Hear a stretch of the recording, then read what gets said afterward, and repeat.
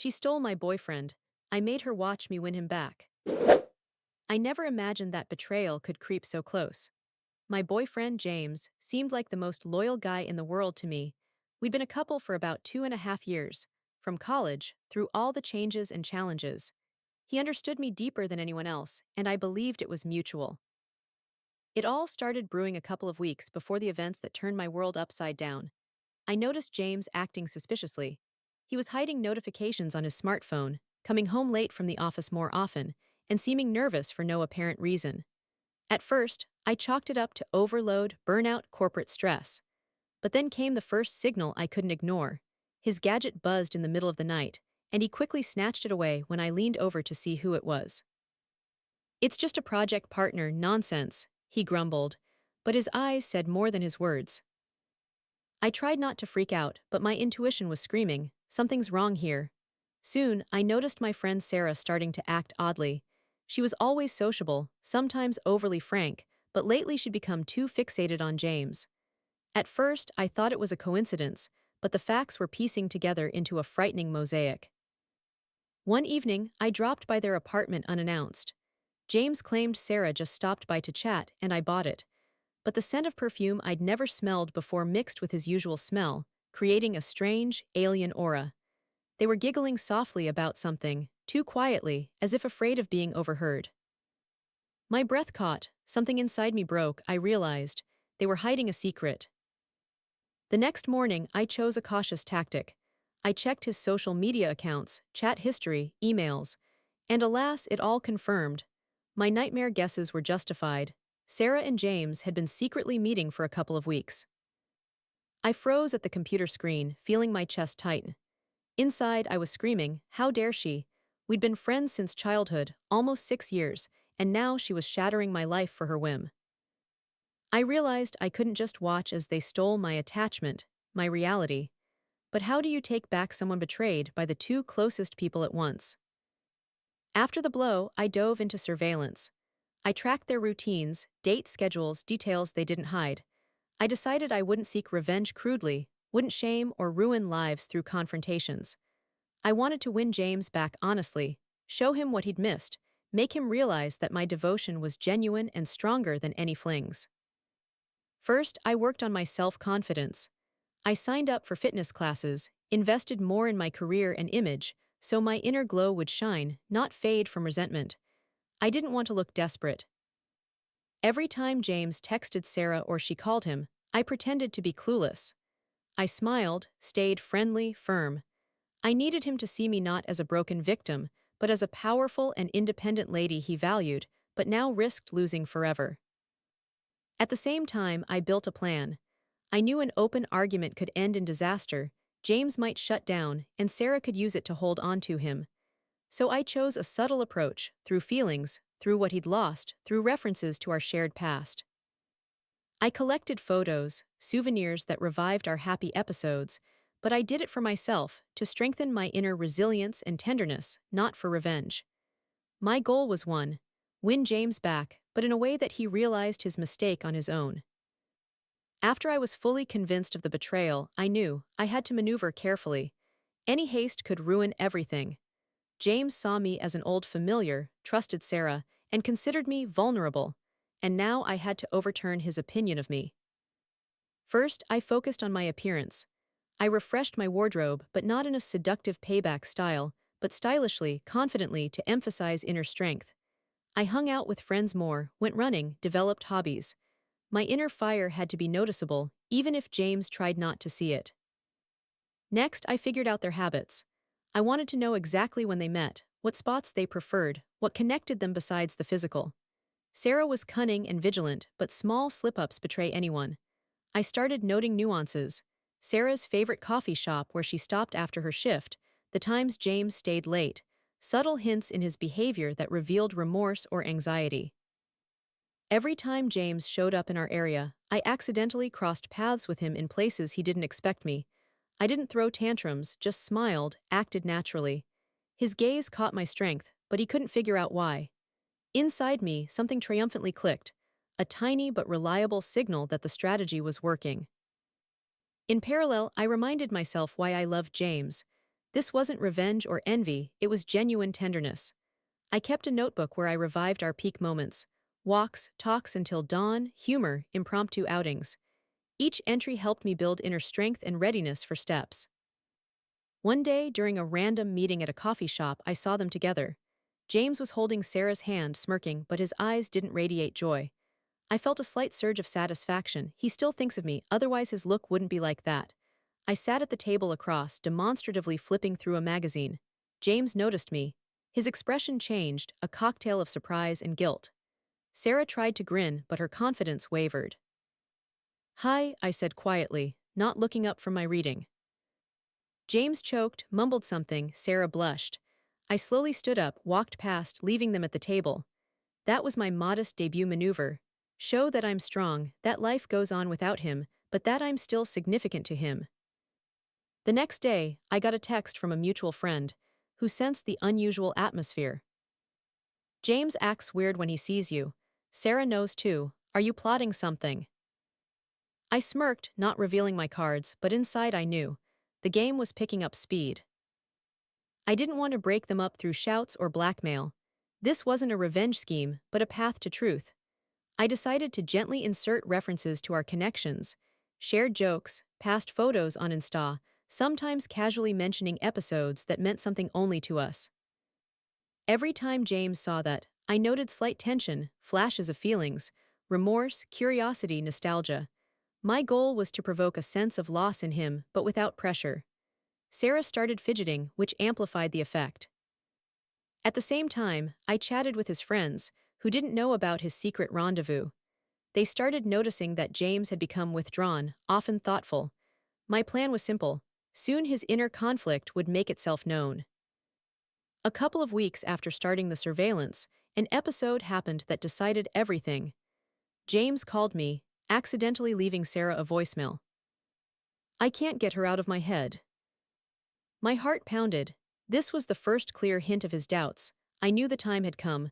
I chose not directness but sincerity and openness. That evening I invited him for a walk.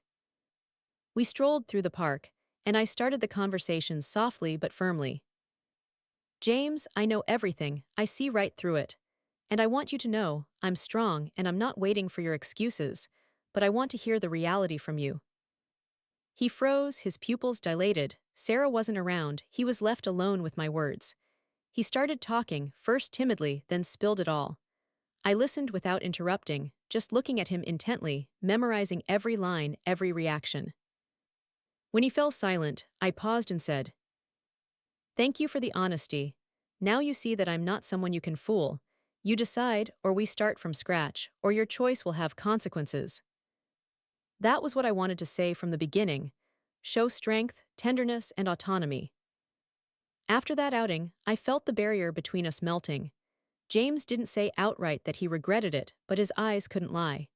When a person truly reproaches themselves, it's felt in the silences, in how he averts his gaze, in how his voice trembles when he says you're right. But remorse doesn't always mean a desire to fix everything, especially when there's someone like Sarah nearby.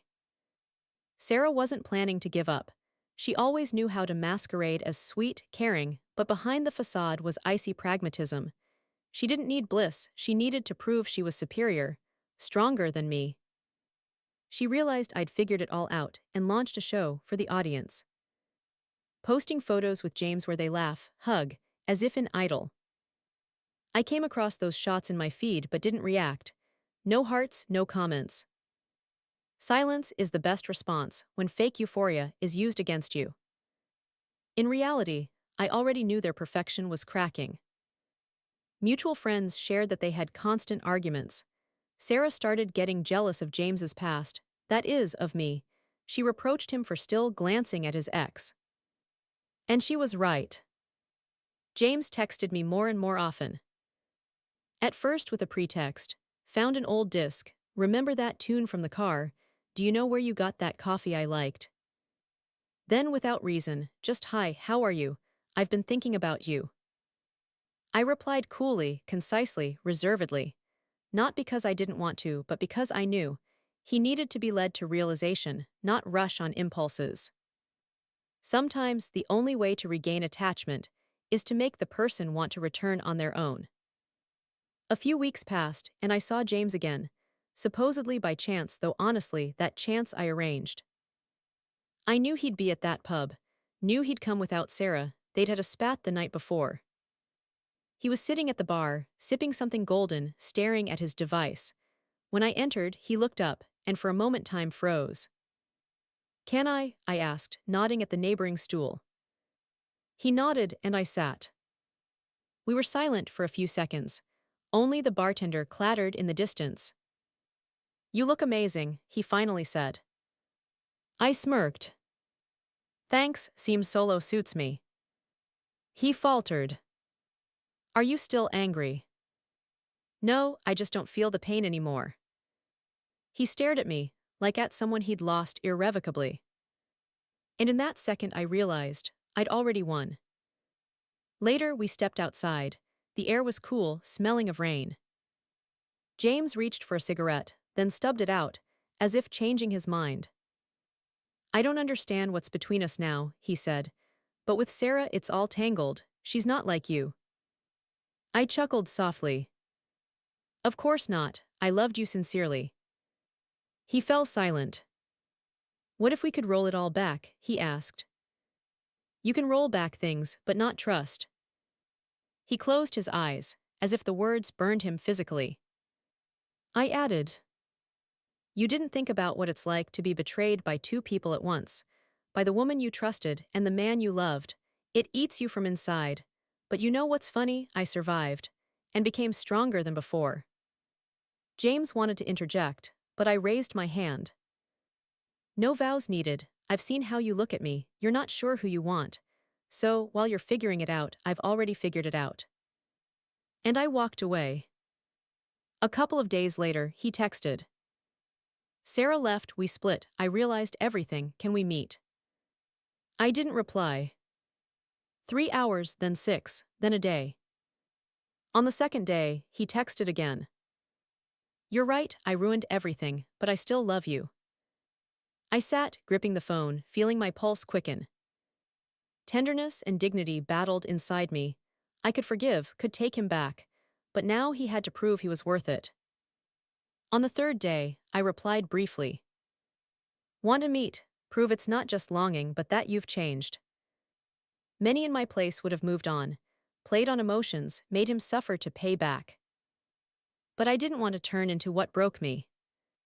When we met again, I said directly, "I'm not the one you left, I won't forgive just like that, but if you want to be close, prove you can be honest.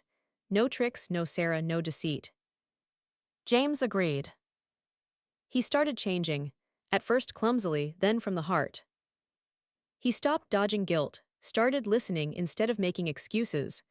I saw him making efforts, and perhaps for the first time in a long time, without falsity.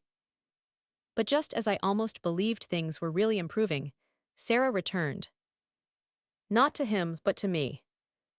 She showed up at work, standing at the entrance, pale with a faded look. "We need to talk," she said. I didn't want to, but I nodded anyway. We sat in the coffee shop across. "I ruined everything," she began. "I thought he'd love me like he loves you, but he was always with you, always, even when he was with me." I was silent. "Are you happy now?" she finally asked. "No," I replied, "but I want you to know he's yours, he always was, and probably always will be." I looked at her, and realized her revenge had boomeranged back to her. She conquered the guy, but lost herself. Later that evening, I told James about the meeting. He listened without words, then said, "I don't want to discuss her, I want to discuss us." And for the first time in a long time, I felt peace. Not ecstasy, not triumph, but just calm, the kind that comes when the storm finally subsides. We didn't rush into each other's arms. We just were together, and that was enough. Sometimes life breaks us through suffering, betrayal, and losses, so we learn. Strength isn't in payback, but in growth. I didn't take James back to prove something to Sarah. I took back myself, the one who can forgive but not erase memory, love but not cling. After that night, James and I started seeing each other more often. Not like before, not with that naive spark when it seems the universe revolves around your emotions. Now there was vigilance between us. We both knew the past doesn't erase, even if you can forgive. He became different, truly different. Not the young guy who feared commitments and chased simplicity, but a mature man who learned that trust isn't a gift, but work. I didn't want to force it. We agreed not to label it, not together, not a couple again. Just be close and see where it leads. But reality rarely gives a chance to weigh everything slowly. A month later, Sarah texted me. The message came with apologies and ended with a request. She wanted to meet one last time. I need to say something key. I swear I won't interfere, just listen. I hesitated a long time. Inside, rage, curiosity, empathy raged. But I agreed, not for her but for myself. I was tired of carrying this baggage. We met in a small bistro outside the city. Sarah looked exhausted, aged. Her eyes no longer had that arrogant shine, only weariness. I'm leaving, she said. Got into college in another country, want to restart. Good, I replied. But before that, I wanted to repent. Not just in words. I really ruined what I never had myself. Your tenderness, your directness. I envied not him, you, how you live, how you're valued. She cried, for real, not for show. I sat and was silent.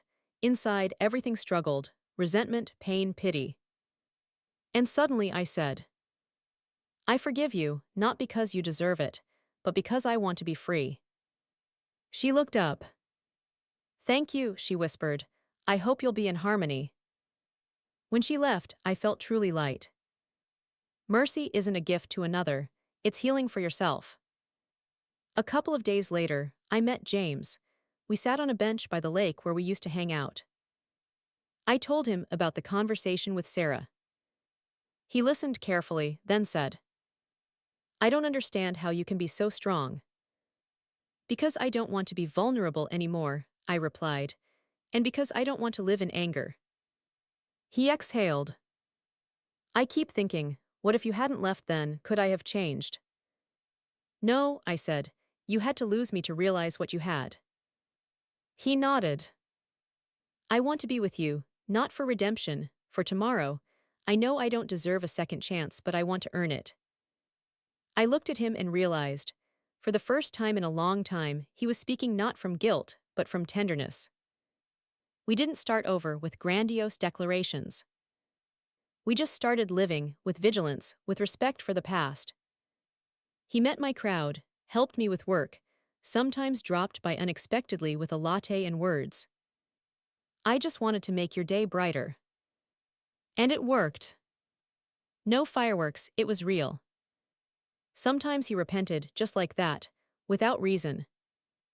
I replied, enough repenting, just be who you promised to become.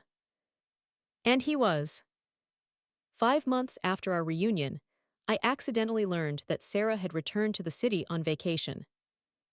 James and I ran into her at the mall. She froze, he did too. 3 seconds of silence, and then Sarah said, glad to see you, you look in harmony. I smirked. Yes, we are in harmony.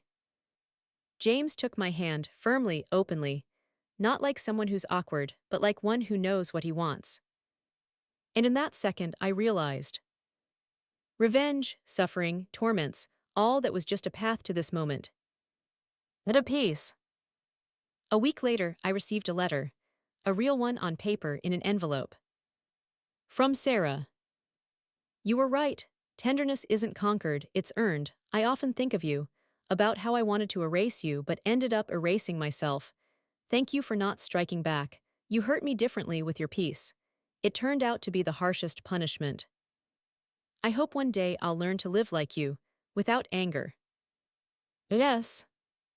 I reread the letter several times, and probably for the first time in all this, smiled from the heart. Sometimes triumph isn't taking the person back. Sometimes triumph is taking yourself back. My path was long, I was betrayed, humiliated, abandoned, but I didn't shatter. I didn't seek revenge, didn't prove anything. I just showed I could be in harmony, even after hell. And perhaps that's the best payback.